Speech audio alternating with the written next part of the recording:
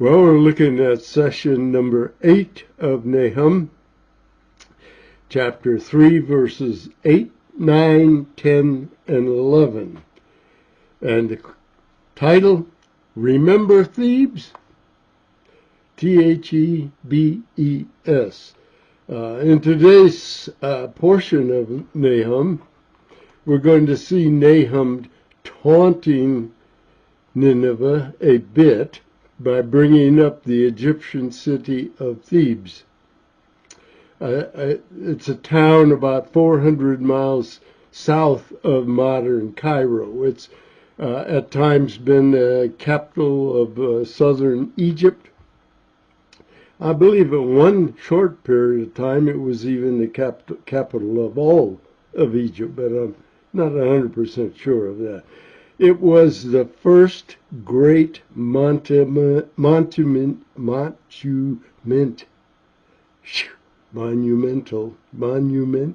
city of Egypt. Nahum had already discussed the two metaphors for Nineveh, that is, the lion and the harlot. Next, he's going to use the city of Thebes as a metaphor for Nineveh as well. Thebes was at times the most important city in Egypt, even being its capital at one point, as I suppose that I thought earlier. Thebes had always been the most important city in southern Egypt. Well, it was very prosperous. It claimed invincibility because of its defenses. Its defenses were primarily water. Remember, Nineveh had, 150-foot wide, 60-foot deep moat around it, with two smaller streams running through it and a major river running outside it. Thebes spanned the Nile.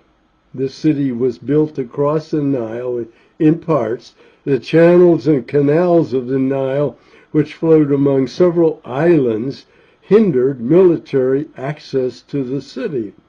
And her fall was given in prophecy by both Jeremiah and Ezekiel.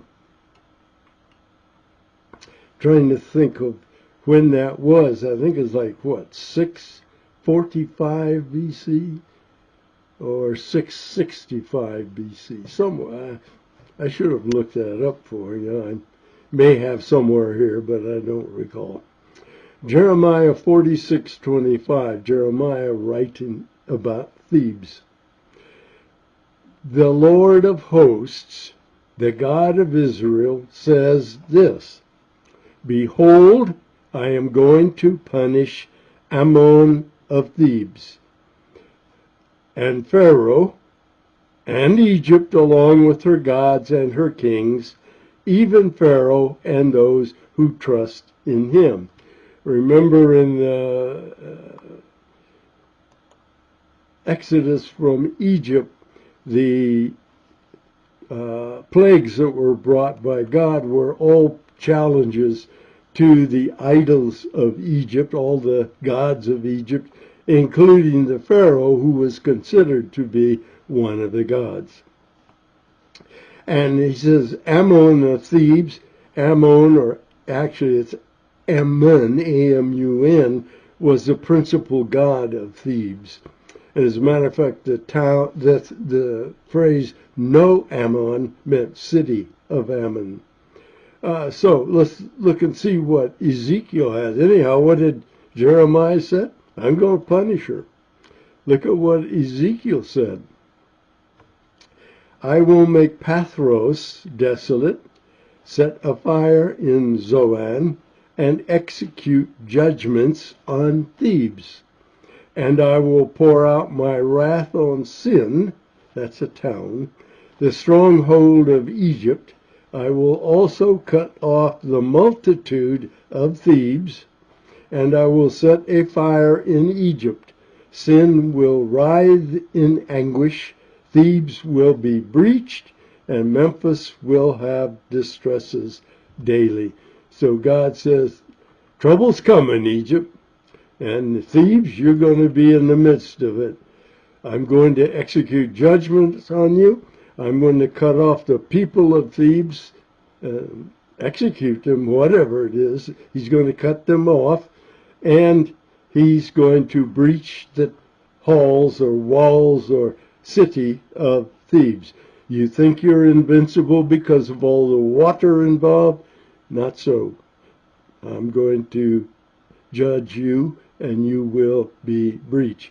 Thebes fell, interestingly. Thebes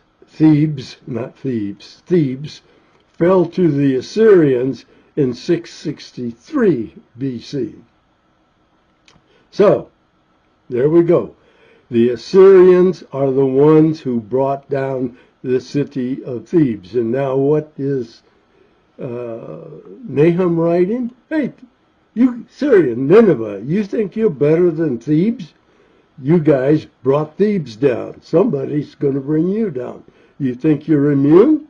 So just think back to Thebes. Thebes was called No-Ammon, city of Ammon, A-M-U-N, although the writing for No-Ammon is A-M-O-N.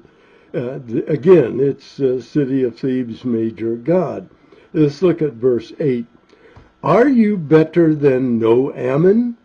That's Thebes, which was situated by the waters of the Nile. You're bragging about all your water events, your gates, your parks, your orchards, everything, your moat. You're thinking about the same things that the people in Thebes thought. We got all of this water that's going to get in the way of anybody attacking us.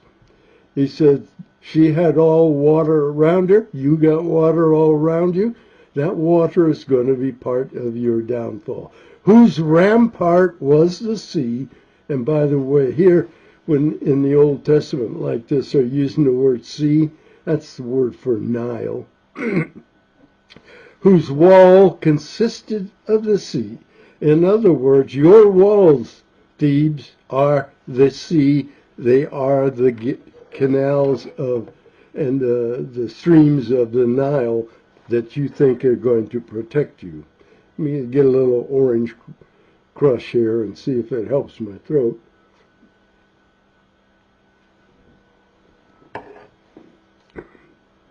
I don't know if it does, but it tastes good. A section that we're going to look at now begins with a question for Nineveh, just as the metaphor of the lion and the charge against the harlot. When Nahum started talking to Assyria as a lion, fierce lion, he asked a question. Now he's then went and called Assyria a harlot, used that metaphor, and he made a charge to begin that one. So he said, where in Nahum 2:11, he's already pointed this out. Where is the den of the lions? That was the question to begin. And the feeding place of the young lions, where the lion, lioness, and lion's cub prowled with nothing to disturb them. Where are they? Gone. And then in Nahum 3:5, he started with, behold, I am against you, declares Yahweh of hosts. I will lift up your skirts over your face. Same thing we've just been reading last time. And show to the nations your nakedness. That's speaking of Nineveh.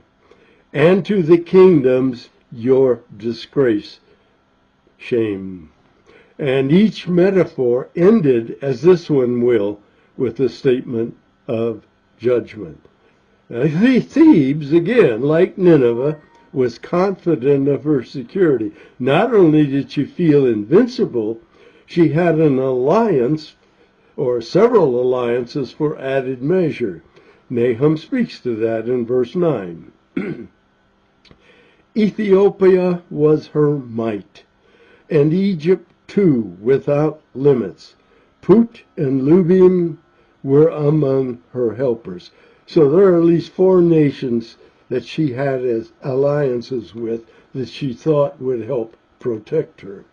But physical defenses, international alliances, and military might are of no consequence when God, Yahweh, decides otherwise.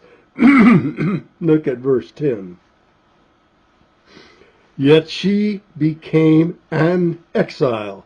Excuse me. Speaking of thieves, she went into captivity, so she was evidently exiled too. Her people were scattered, just as Nineveh's people will be scattered, just as every other nation that Assyria captured, defeated, were scattered. Also her small children were dashed to pieces at the head of every street. So what's Nahum said? The kids, the babies, the infants, the young ones are taken from their mothers and smashed on the hard surface of the streets. At the head of every street, the children were killed. They cast lots for her honorable men. They're going to sell the honorable men as slaves. And all her great men were bound with fetters. So that was the fate of Thebes. So Assyria did to Thebes, so Babylon will do to Nineveh. As a matter of fact, what Babylon did to Nineveh was so harsh that even Babylonian documents describe it in horror. People exiled, children massacred to remove a threat from the next generation. They do these things for a reason, people. Leaders were taken into captivity. They can't lead a revolt. People are exiled and replaced with foreigners, so the nation is or the city is no longer what it was before and is not a threat. These things were done on purpose. And that was not an unknown fate of defeated nations in the Middle East at that time. Look, for example, at Psalm 137:9. How blessed will be the one who seizes and dashes your little ones against the rock. Therefore a tumult, I'm looking now in Hosea 10:14. Therefore a tumult will arise among your people, and all your fortresses will be destroyed. And that's by Assyria. As Shalman destroyed Beth Arbel on the day of battle, when mothers were dashed in pieces with their children. So exactly what Nahum was describing as the judgment on Thebes when Assyria defeated Thebes. The same was true on Assyria when it captured the northern kingdom. Same type of behavior. And in Hosea 13:16 we see a little more. Samaria will be held guilty, for she, that's the northern kingdom, has rebelled against her God. They will fall by the sword. There will be many deaths in the northern kingdom when Assyria takes over. Their little ones will be dashed in pieces, and their pregnant women will be ripped open. This is not a nice, comfortable warfare, people. Isaiah 13:16. Their little ones also will be dashed to pieces before their eyes. Their houses will be plundered and their wives ravished. And I believe, if I remember properly, Isaiah is talking about the Babylonians after they're finished with their cruelty. And it will be the same for you, Nineveh, as Nahum says in 3:11. You too will become drunk, you will be hidden, You too will search for a refuge from the enemy. You're going to trying to find any way you can to escape. What goes around comes around. The northern kingdom had already experienced the same under the hand of the Assyrians that the Assyrians were going to experience under the hands of the Babylonians, the Medes, and the Scythians. Look at 2 Kings, 2 Kings 17, 3, 4, 5, and 6. Shalmaneser, king of Assyria, came up against him. And this is Hoshea of the northern kingdom, the last king of the northern kingdom. And Hoshea became his servant and paid him tribute. But the king of Assyria found conspiracy in Hoshea, who had sent messengers to So, king of Egypt, who had offered no tribute to the king of Assyria. Egypt said, ain't paying. So Hoshea is going to So, king of Egypt, saying the same thing. If I can get support of Egypt, then I won't have to pay tribute to Assyria either. That's as he, the king of, had been doing, Hoshea had been doing year by year, paying that tribute. So the king of Assyria shut him up and bound him in prison. Think you think you're a tough guy? Watch this. Now, verse 5. We're going through verse 6, so it's verse 5. Then the king of Assyria invaded the whole land. It was holy land too. And went up to Samaria and besieged it 3 years.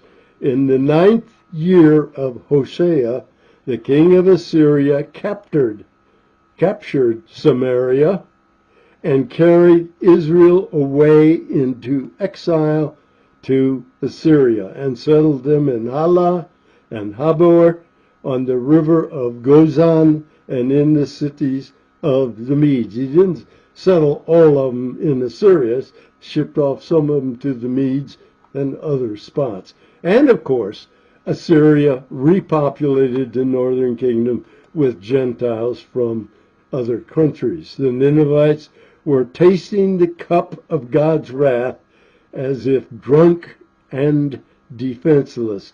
He said, Nahum told him, there's nothing you can do about it. It's going to happen. Here's what's going to happen. There's a point here that is easily overlooked.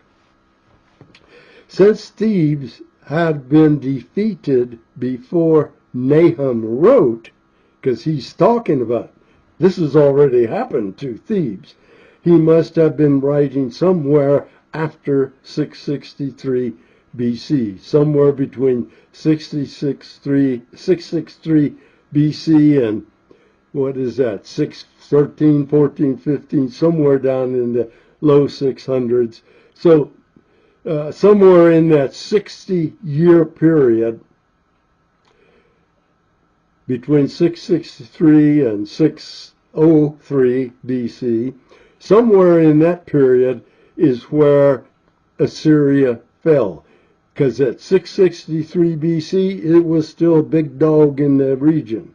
It was still number one, numero uno. So, but within 60 years, just saying, she's gonna be nothing, less than nothing. She won't even exist. You will have to work to find a reminder that she ever existed. Now add a simple conclusion of many of these books of the minor prophets. It's very simple. Don't mess with Yahweh's people. It never ends well. Thebes was razed to the ground by Assyria in a rage to recover its previous glory, just as the northern kingdom experienced being razed to the ground and never existing as a kingdom again. And I've already read 2 Kings 17, 4-6, which was Hosea going to the king of Egypt and trying to get an alliance with him so he didn't have to pay tribute to the Assyrian king. The Assyrian king says, "Do you want to? You're in jail. You're shut up. You're bound in prison." And then he went in, invaded Hosea's whole land, took them all, besieged it, exiled the people out of Samaria, brought in foreigners into Samaria, the same thing that they had done to Thebes. I get it here in a minute. And now what's saying? What is Nahum saying? Nineveh, get ready to expect precisely the same thing. Well, next time we're going to finish chapter 3, which will finish the book of Nahum. Then we'll have to figure where we're going to go next. And I think I've probably already given a hint there. And that hint is that probably we should have looked at Jonah before we looked at Nahum. Two reasons for looking at Jonah. It explains more about the Assyrians and finding that this was a long developing pattern for Assyria, not a short-term thing. It was a long pattern. To see a different kind of prophet, a prophet who had success in changing the attitudes and tendencies of Assyria for a time, but not for 100 years. And by looking at Jonah, if we do that, I suspect we will also, in our series started clear back at the beginning of COVID-19, we have finished all 12 of the minor prophets. I don't know if you kept track of that or not, but it is the only book of the 12 minor prophets we have not examined. We've examined, I don't know if you kept track, we've examined well over 20 entire books and another half dozen partial books. So we ain't ready to quit, at least I don't think we are.